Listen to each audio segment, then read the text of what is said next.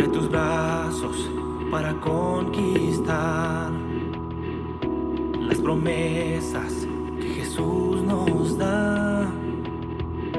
Solo espera y tú verás el milagro que Cristo hará. Un lugar para celebrar la victoria que su sangre nos da. Solo confía y cree en Él, que en familia lo encontrará. Hay un lugar para todos, en familia de Dios.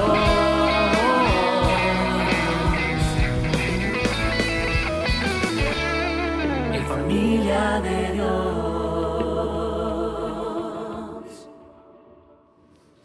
A Kenneth Cancer, quien se desempeñó como editor de Christianity Today, Cristianismo Hoy, se le preguntó cuál consideraba que era el mayor problema de la iglesia cristiana contemporánea.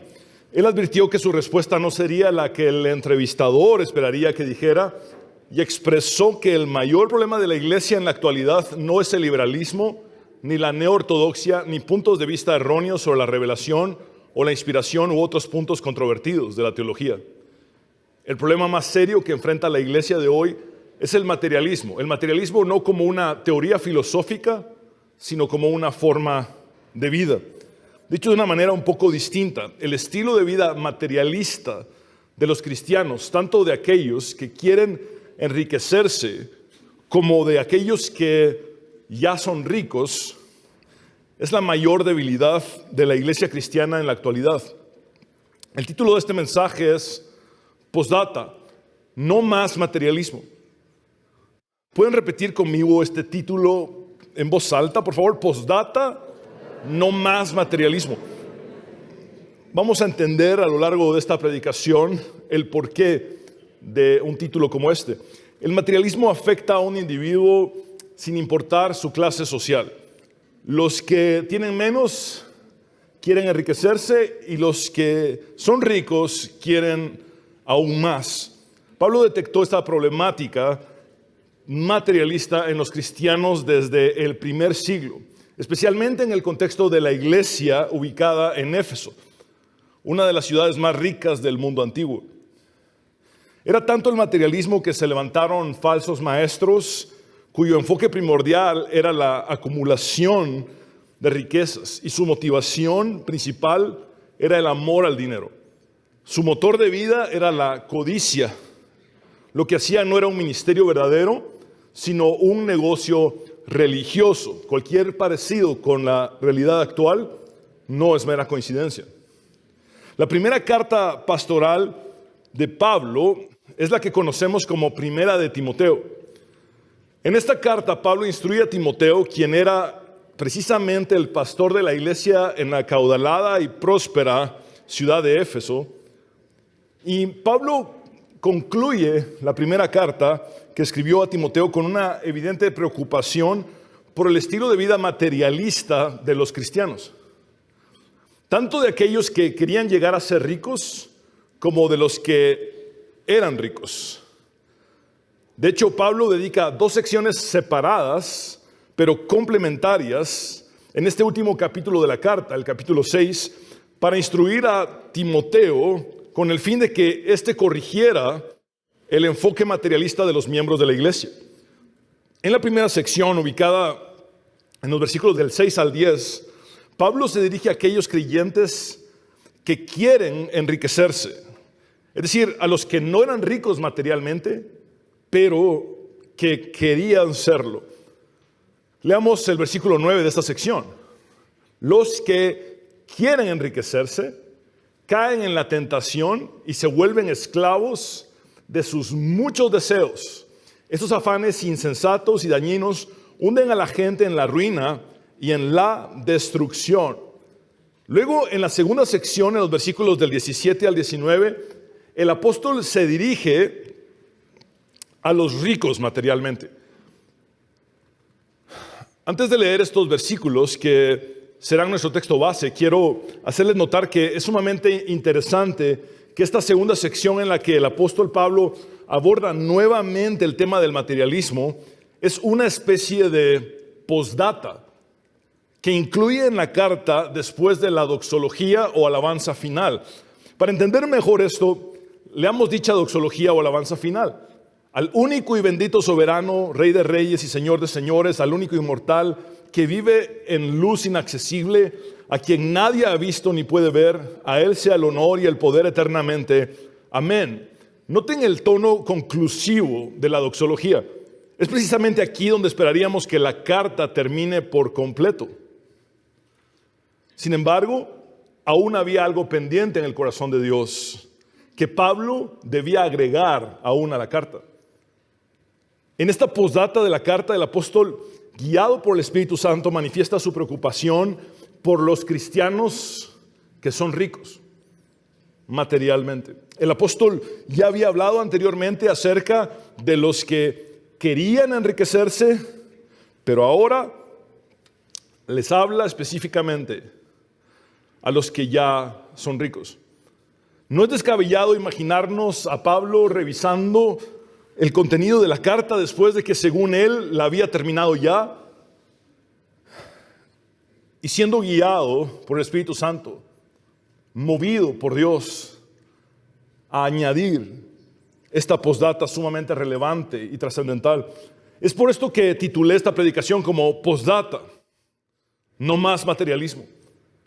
Leamos los versículos del 17 al 19 de esta postdata. A los ricos de este mundo, mándales que no sean arrogantes ni pongan su esperanza en las riquezas que son tan inseguras, sino en Dios, que nos provee de todo en abundancia o ricamente, para que lo disfrutemos. Mándales que hagan el bien, que sean ricos en buenas obras y generosos, dispuestos a compartir lo que tienen.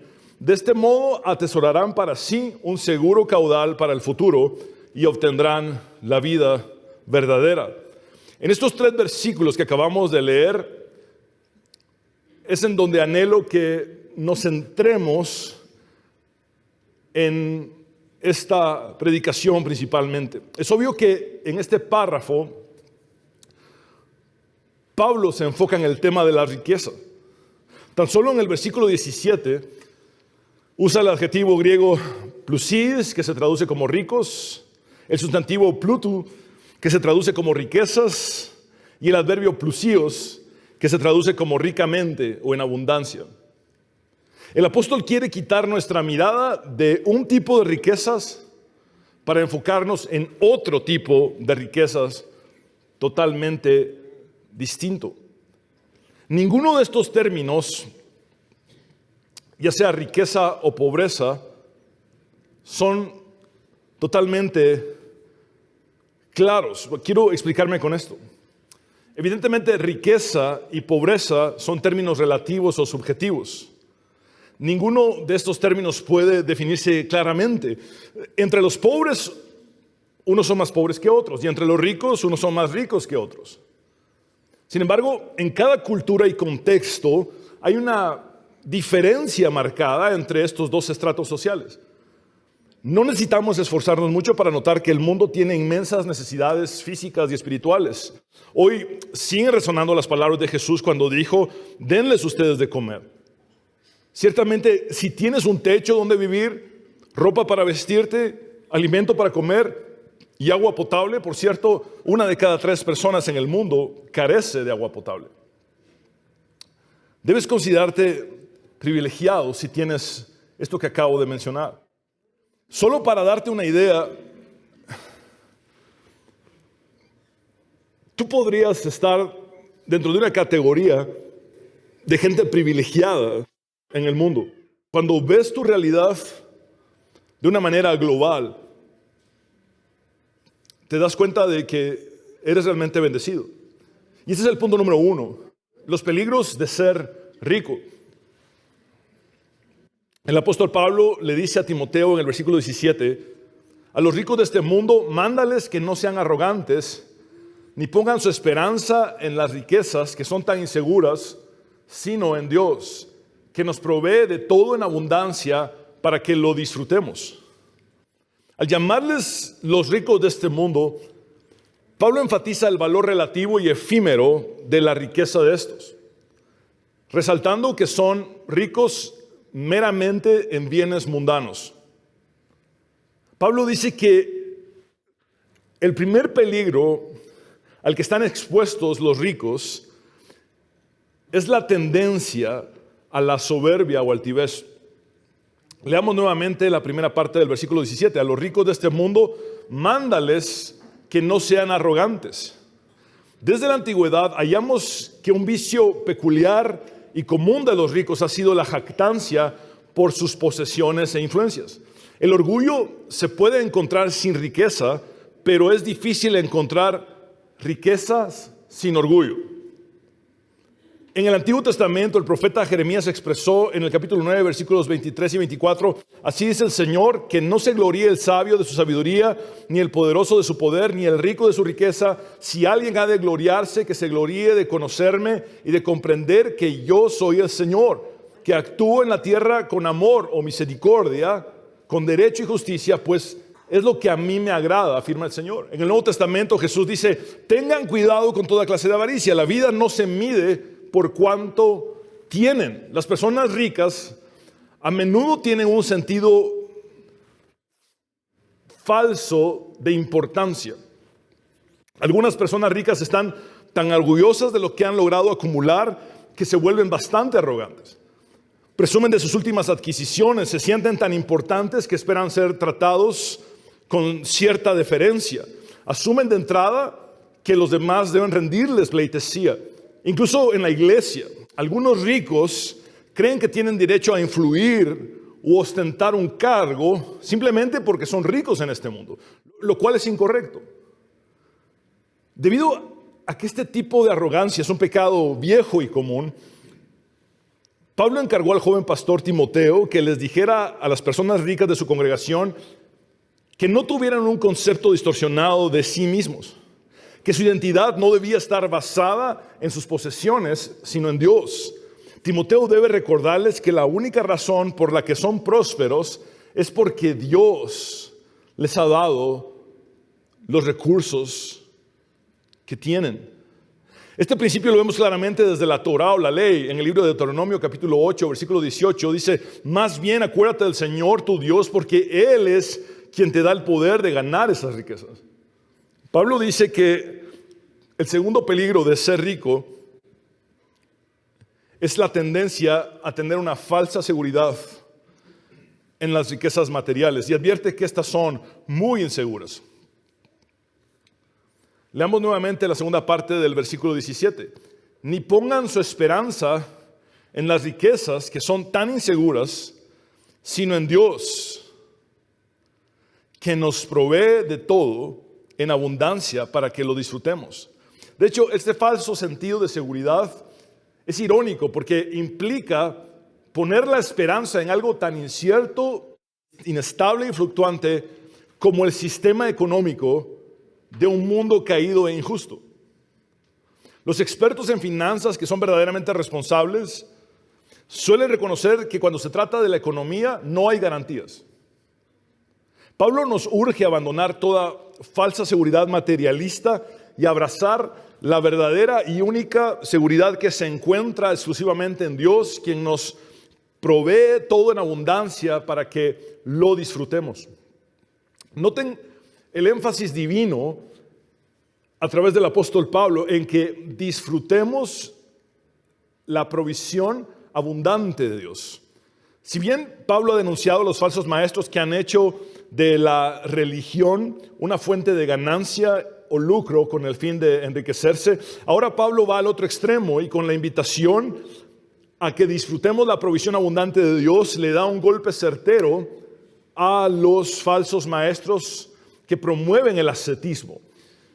A grandes rasgos, el ascetismo es un estilo de vida basado en la privación extrema y la abstinencia excesiva de la satisfacción de las necesidades corporales, materiales y sociales. Por ejemplo, en el contexto de Pablo, algunos maestros ascetas prohibían el matrimonio y por consiguiente las relaciones sexuales conyugales, no permitían comer una amplia gama de alimentos y se aislaban del mundo y la sociedad, según ellos, en pos de la santidad o la piedad. Al decir que Dios nos provee todo en abundancia para nuestro disfrute, Pablo implica que el enfoque ascético es incorrecto, que la solución no está en cambiar el materialismo por el ascetismo. El apóstol sostiene que la verdadera piedad conduce a la gratitud y a la generosidad hacia los demás. El cristianismo no requiere un voto de pobreza, como algunos proponen.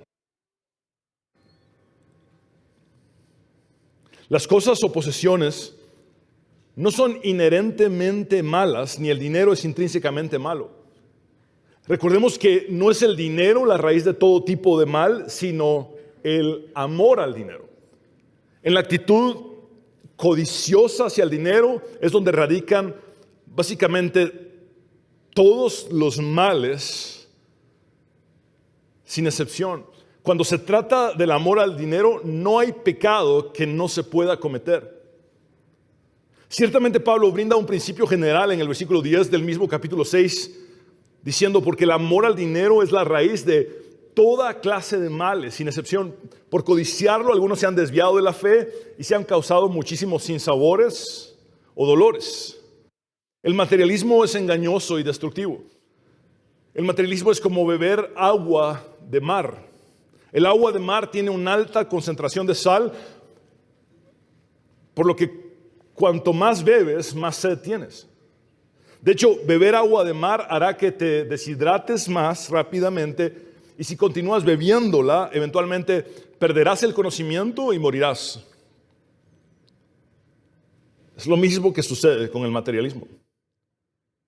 Mientras más materialismo tienes, más codicia te envuelve, más te deshidratas espiritualmente,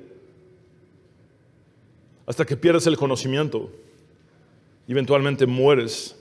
El Coelet o predicador de Eclesiastés dice en el capítulo 5, versículo 10, quien ama el dinero, de dinero no se sacia.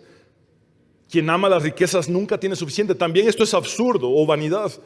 En síntesis, la soberbia tiene que ver principalmente con cómo nos relacionamos con los demás. Y la falsa seguridad en las riquezas tiene que ver con cómo nos relacionamos con Dios principalmente. La soberbia desprecia al prójimo, mientras que la falsa seguridad en las riquezas desprecia a Dios, porque la confianza se pone en los recursos, no en el dador de los recursos. Es de esta manera que adoptar los valores del mundo respecto a la riqueza puede estropear las dos relaciones principales en la vida, haciéndonos despreciar a Dios y al prójimo. Recordemos que la ley de los profetas está resumida en dos grandes mandamientos: amar a Dios y amar al prójimo. Pablo le recuerda a Timoteo que los creyentes no debemos adoptar los valores del mundo con respecto a la riqueza, sino los de Dios. En una cultura de acumulación que se basa en tener más y más, los cristianos necesitamos tener una perspectiva contracultural. Vamos en contra de la corriente de este mundo cuando se trata de dinero, de materialismo. Randy Alcorn observa pertinentemente que en medio de la prosperidad el desafío para los creyentes es manejar la riqueza de tal manera que ésta actúe como una bendición, no como una maldición. Punto número 2, los deberes de ser rico. Pablo dice en el versículo 18, mándales que hagan el bien, que sean ricos en buenas obras y generosos, dispuestos a compartir lo que tienen. Otra tendencia de los ricos es pensar que los demás existen para su beneficio, para cumplir sus órdenes. Por eso quiero resaltar la primera palabra de este versículo: mándales. El contexto del mundo mediterráneo del primer siglo es interesante. Los ricos tenían esclavos, lo cual era una práctica común. De hecho, en los dos primeros versículos de este mismo capítulo 6, Pablo se dirige a los esclavos. Los ricos estaban acostumbrados a mandar y a sentirse dueños de las personas. Literalmente, un esclavo era una más de las posesiones de un rico. Sin embargo, a los ojos de Dios es todo lo contrario. Aquellos que han sido bendecidos materialmente están llamados a dar abundantemente y a servir humildemente a los demás. La superioridad no es signo del cristianismo. El servicio humilde sí lo es. El sentido de las palabras de Pablo podría implicar: a estos que están acostumbrados a mandar, tú mándales en el Señor. Específicamente estas 4 cosas: que hagan el bien, que sean ricos en buenas obras, que sean generosos, que estén dispuestos a compartir todo lo que tienen. Quisiera explicar más detalladamente estos 4 mandatos. Primero, que hagan el bien. Esto implica que usen su riqueza de manera positiva, no para jactancia ni para lujo personal. Segundo, que sean ricos en buenas obras.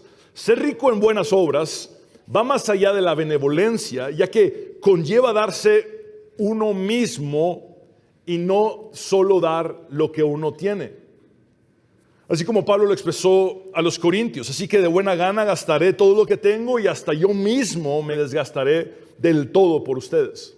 Entonces vemos que esta instrucción conlleva no solo dar lo que tenemos, sino darnos nosotros mismos en servicio a los demás. La vida de lujos va acompañada de comodidades. Ser rico en buenas obras requiere sacudirse para salir del acomodamiento y actuar con esfuerzo, haciendo lo que es realmente bueno delante de Dios. El tercer mandato es que sean generosos. Esto significa dar a los demás sin reservas, sin una doble agenda, sin buscar reconocimiento ni protagonismo. El cuarto mandato es que estén dispuestos a compartir todo lo que tienen. La disposición tiene que ver con algo que nace desde adentro, un deseo interno, una generosidad interna que desemboca externamente en compartir todo lo que uno tiene. Pablo da a entender que la riqueza verdadera no está en lo que poseemos, sino en lo que damos. Se lo repito, la riqueza verdadera no está en lo que poseemos, sino en lo que damos. Es a través de Pablo que tenemos registro de las palabras de Jesús, quien dijo: es más bienaventurado dar que recibir. Hay más felicidad, esto es lo que significa. Hay más felicidad en dar que en recibir. La verdadera felicidad está en dar, no en recibir. John Stott expresa lo siguiente: puesto que Dios es un dador tan generoso, su pueblo debe ser generoso también, no solo a imitación de su generosidad, sino también por las colosales necesidades del mundo que nos rodea. En efecto, estas necesidades mundiales son tanto físicas como espirituales. Punto número 3 y final: la inversión definitiva. En el versículo 19, Pablo dice: de este modo atesorarán para sí un seguro caudal para el futuro. Literalmente, en el griego dice: atesorarán para sí mismos un fundamento bueno para el futuro y obtendrán la vida verdadera. El fundamento bueno para el futuro contrasta con el soporte inestable que ofrecen las riquezas mundanas del que Pablo ha hablado en el versículo 17. La vida verdadera contrasta tácitamente con una vida falsa, con una vida vacía, con una vida superficial que está basada en el materialismo. Hay un contraste implícito entre lo eterno y lo temporal. La invitación de Pablo es a invertir en aquello que tiene repercusiones eternas, en aquello que hace eco en la eternidad. Este último versículo nos introduce a los misterios de la economía divina. Acumular tesoros terrenales resulta ser una muy mala inversión. Todos sabemos que el objetivo de cualquier inversionista es obtener seguridad financiera a largo plazo. Sin embargo, aunque una persona pase toda su vida tratando de acumular una fortuna, lo cierto es que perderá todos sus recursos o bienes al morir. Invertir para perderlo todo no tiene sentido alguno. Es absurdo, es vacío. Pablo dice en el versículo 7 del mismo capítulo 6: porque nada trajimos a este mundo y nada podemos llevarnos. En contraste, cuando invertimos en aquello que tiene efectos eternos, aumenta nuestro capital espiritual y hasta podemos enviar los depósitos por adelantado. haciéndonos desde el aquí y el ahora un tesoro en el cielo. Esta es la inversión definitiva. Randy Alcorn dice pertinentemente que Cristo nos ofrece la increíble oportunidad de intercambiar bienes y divisas temporales por recompensas eternas. En efecto, Pablo hace eco de las palabras de Jesús en el Sermón del Monte, cuando dijo: no acumulen ustedes tesoros en la tierra, donde la polilla y el óxido corroen, y donde los ladrones minan y hurtan. Por el contrario, acumulen tesoros en el cielo, donde ni la polilla ni el óxido corroen, y donde los ladrones no minan ni hurtan. Pues donde esté tu tesoro, allí estará también tu corazón. ¿Captas esta última declaración de Jesús? Donde esté tu tesoro, allí estará también tu corazón. Déjame expresártelo de una manera más explícita. Donde esté tu dinero, allí está tu corazón.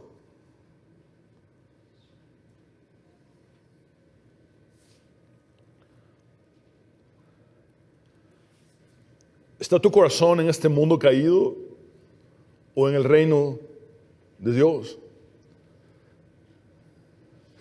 ¿Está tu corazón en las misiones? ¿Está tu corazón en la proclamación del Evangelio? ¿Está tu corazón en el cumplimiento de la Gran Comisión? Estas son las reflexiones finales de esta predicación. Al realizar este estudio no pude evitar preguntarme: ¿dónde está el corazón de la iglesia en un sentido general? Debido a la carencia de estadísticas en nuestro contexto local y latinoamericano, tuve que acudir a estudios realizados en los Estados Unidos de Norteamérica. Las estadísticas muestran que solamente el 5% de los creyentes estadounidenses diezman, mientras que el 80% de los cristianos da en promedio el 2% de sus ingresos. Independientemente del debate de si el diezmo está vigente o no, debemos tener presente que para nosotros en el nuevo pacto el estándar es aún mayor. Basta con leer las antítesis de Jesús en el Sermón del Monte. ¿Oísteis que fue dicho? Mas yo os digo. El diezmo debería ser nuestro punto de partida cuando se trata de dar. En términos generales, los cristianos están dando el 2.5 de sus ingresos a la iglesia en la que se congregan. Algo está fallando, porque los cristianos están dando menos ahora que durante la Gran Depresión de 1929 y la década de los años 30 en los Estados Unidos. En la Gran Depresión la ofrenda promedio era del 3.3% de los ingresos y en el tiempo presente es solamente del 2.5% de los ingresos. Pero ¿cuánto de todo esto está llegando realmente a las misiones? Las iglesias en América del Norte destinan un promedio del 2% de los ingresos que reciben a las misiones.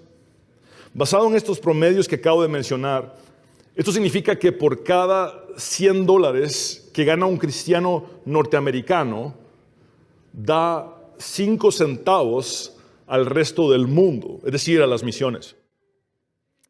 Esto es el equivalente a que por cada $1,000 que un creyente recibe, solamente 50 centavos están llegando a las misiones.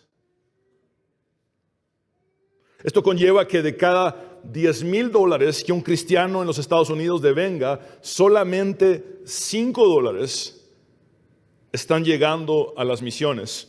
Evidentemente, el corazón de la iglesia en términos generales no está en las misiones, es decir, no está en los tesoros del cielo, sino en los de la tierra. Estamos fallando en lo más básico que se nos encomendó, la gran comisión de ir por todo el mundo y predicar el evangelio a toda criatura. Y noten que estamos fallando tanto los cristianos como las iglesias, porque los cristianos estamos dando un promedio de 2.5% de nuestros ingresos a la iglesia, y luego la iglesia de todo lo que recibe da solamente el 2% a las misiones.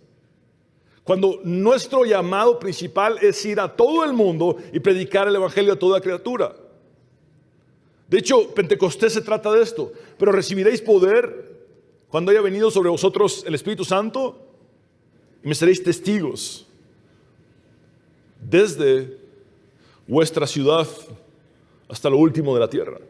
El materialismo ha debilitado a la iglesia y particularmente a las misiones. Seamos honestos.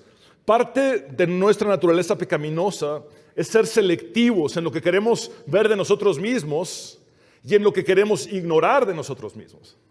Se lo repito, parte de nuestra naturaleza pecaminosa es ser selectivos en lo que queremos ver de nosotros mismos y en lo que queremos ignorar de nosotros mismos. El materialismo suele ser ese punto ciego que no solemos reconocer en nosotros mismos. El materialismo es una de las cosas que hemos elegido ignorar y que cuando lo detectamos hacemos malabares para tratar de justificarlo. Incluso hemos sido capaces de llegar a espiritualizar la codicia. Hemos sido capaces de llegar a espiritualizar la idolatría al dinero desde los mismos púlpitos. El Evangelio de la Prosperidad es el mejor ejemplo de la idolatría al dinero. Pero aquellos que no predicamos el Evangelio de la Prosperidad también estamos contaminados por el materialismo. Y esto debe ser corregido. Randy Alcorn dice acertadamente que cuando Dios proporciona más dinero, a menudo pensamos, esto es una bendición.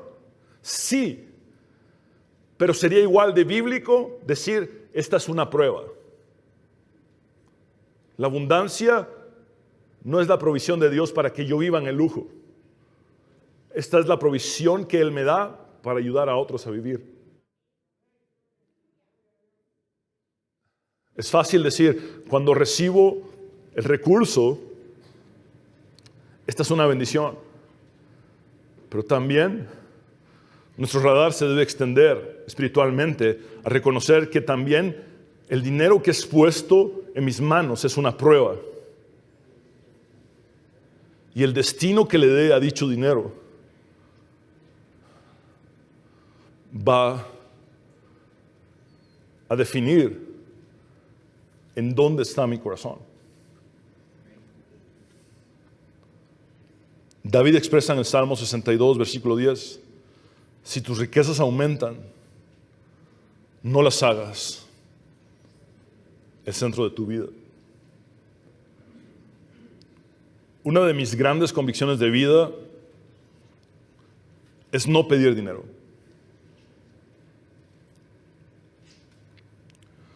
Nunca he participado en una telemaratón, y esta no es una crítica a los que participen. Simplemente estoy hablando de una convicción muy personal.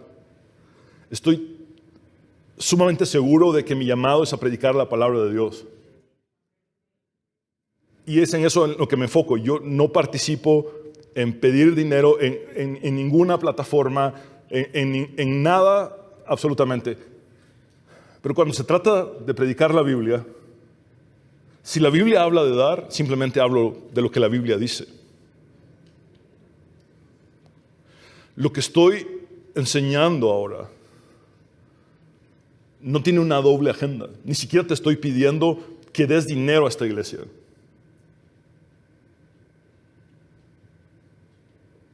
Si tú quieres destinar tu dinero a otro lugar, a un asilo de ancianos, a un hogar de niños, a un ministerio tal o cual, a las misiones de tal o cual entidad, haz lo que Dios te ponga, lo que el Espíritu Santo te guía a hacer, eso haz. Porque como pastores deberíamos de tener la confianza de que es el Espíritu Santo el que mueve los corazones para que la provisión llegue y no tratar de manipular.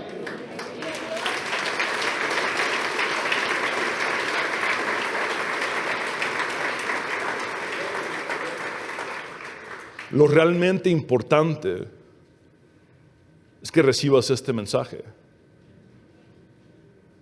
Postdata, no más materialismo.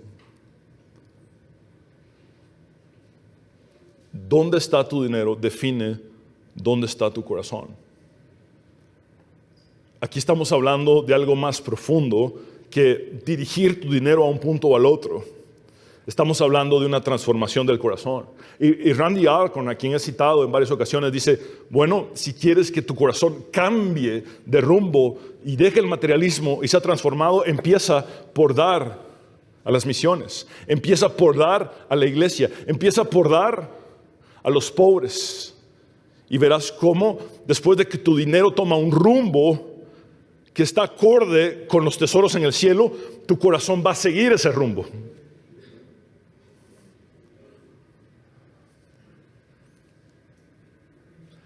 El materialismo ha debilitado la iglesia en grandes proporciones. Y no tenemos excusa. Y hablamos de la responsabilidad tanto de creyentes como de iglesias locales. Porque una cosa es lo que los creyentes dan y otra cosa es cómo las iglesias locales administran. Si la iglesia local está enfocada en el enriquecimiento exorbitante de su líder religioso, de nada sirve. Si la iglesia local está simplemente enfocada en el entretenimiento de sus miembros, ¿de qué nos sirve? La iglesia local también debe redefinir sus prioridades y darse cuenta que la gran comisión es esta: salir de estas 4 paredes e ir por todo el mundo y predicar el evangelio a toda criatura. Muchos de nosotros no tendremos la posibilidad de ir por todo el mundo, pero otros ya están ahí y están careciendo. Me consta que están careciendo de recursos. Donde esté tu dinero, ahí está tu corazón. Y en ti está la decisión de hacerte tesoros en esta tierra, tesoros que son una pérdida segura, o en el cielo, donde toda inversión está plenamente segura. Quiero invitarte a orar. Señor, te damos gracias por corregir nuestros corazones a través de tu palabra. Gracias, Señor, porque tu palabra es viva y eficaz y más cortante que toda espada de 2 filos. Señor, henos aquí reconociendo que solo tú eres Dios y no hay otro. Que toda provisión y recurso que llega a nosotros proviene de ti. Que tú nos das el poder para poder producir los recursos financieros. Que no tendríamos un empleo, ni una profesión, ni un trabajo, si no fuera por la salud, la capacidad que tú nos das. Tú eres el que nos da el poder de generar los recursos. Señor, ahora yo te ruego que examines nuestros corazones en cuanto estamos enfocados en el materialismo. Y es que Pablo da a entender claramente que no hay un término medio, no hay un punto de equilibrio. El materialismo no es algo que se pueda nivelar. El materialismo es algo de lo que se debe huir, como le dijo él a Timoteo. El materialismo no es algo que se debe ajustar, sino algo que se debe desechar. Y yo te ruego, Señor, que transformes nuestros corazones, que nos guíes con tu Espíritu Santo a hacer lo que tú quieres que hagamos con nuestros recursos y con nuestras vidas. Señor, henos aquí dispuestos a escuchar tu voz, dispuestos a hacer tu voluntad. Transfórmanos, Señor, y cámbianos.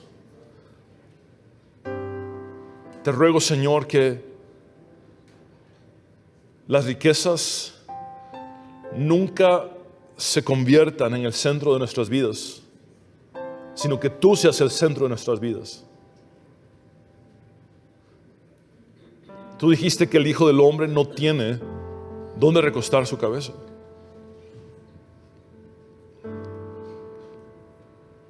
Y tan solo unos años más tarde, había hombres predicando con fines de hacer un negocio religioso. Señor, perdónanos y corrígenos y transfórmanos. Aquí están nuestras vidas, nuestro patrimonio, nuestros recursos para ti. Oro en el nombre del Padre, del Hijo y del Espíritu Santo. Quiero hablar contigo, hombre y mujer, que necesitas entregar tu vida a Dios. Haz esta oración de fe conmigo y habla con Él como nunca antes lo has hecho. Dile: Señor Jesús, reconozco que soy pecador, pero también sé que tú moriste en la cruz para perdonar mis pecados y que resucitaste al tercer día para darme la victoria y la vida eterna. Creo en ti, Señor. Sálvame, Jesús. En tu nombre, el único nombre bajo el cielo dado a los hombres, en el que podemos tener salvación, hemos orado. Amén y amén. Abre tus brazos para conquistar las promesas que Jesús nos da. Solo espera y tú verás el milagro que Cristo hará.